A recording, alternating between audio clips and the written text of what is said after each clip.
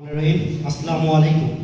আমি প্রথমেই ধন্যবাদ জানাচ্ছি জিআইসি কে এত সুন্দর, এত চমৎকার এবং এত তাৎপর্যপূর্ণ একটি প্রোগ্রাম আয়োজন করার জন্য।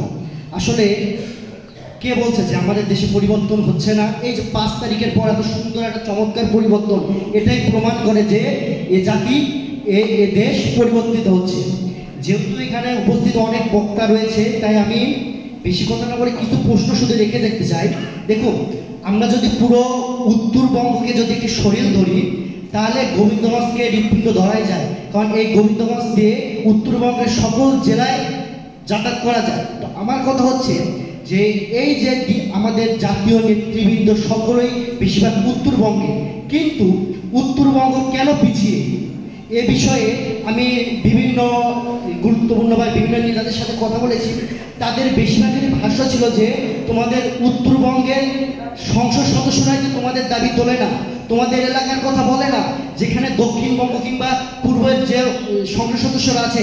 হ্যাঁ, আমি বলতে চাই যে দুর্নীতি বা উন্নতি সবই আছে, কিন্তু দিন শেষে তারা তাদের অঞ্চলের উন্নতির কথা সবাই বলে। এই যে আমরা বেশি দিন যেতে হবে না, কিছুদিন পূর্বে যদি আমরা বন্যার কথা চিন্তা করি, দেখি যে সিলেটের বন্যার জন্য যেন পুরো জাতি, পুরো দেশ এক কাতারে ঝাঁপিয়ে পড়লো।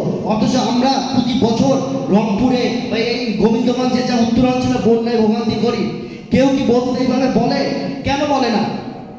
এ ব্যর্থতা আমাদের শুধু যতটা নেতাদের, তার চেয়ে বেশি ব্যর্থতা আমাদের জনগণের।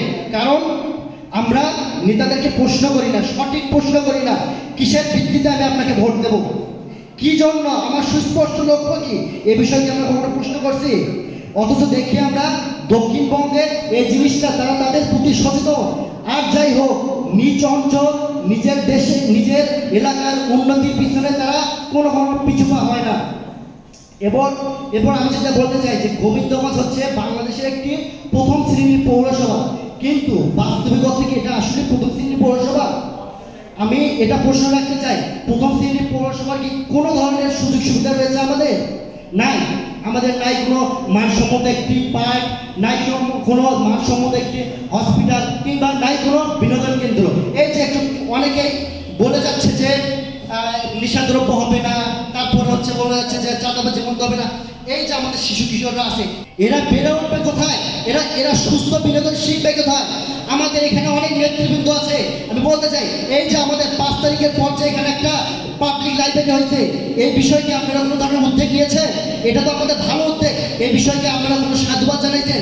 আপনারা তো এ পর্যন্ত বিভিন্ন জায়গায় জনসভা করেছেন, সমাবেশ করেছেন, সেখানে কি একবারও এ বিষয়ে কোনো প্রকার ইনফরমেশন বলেছেন? এবং আমি আরেকটা প্রশ্ন রেখে যাই, বিগত সময় আমরা দেখেছি যে বিভিন্ন রাজনৈতিক বক্তারা তাদের বক্তব্যে বলতো যে বিভিন্ন মতানৈক্যের কারণে গোবিন্দগঞ্জের উন্নয়ন হয় না।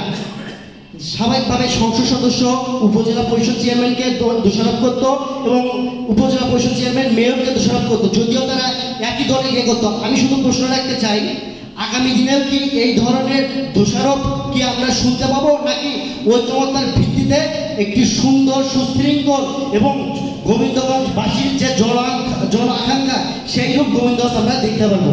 ধন্যবাদ সবাইকে।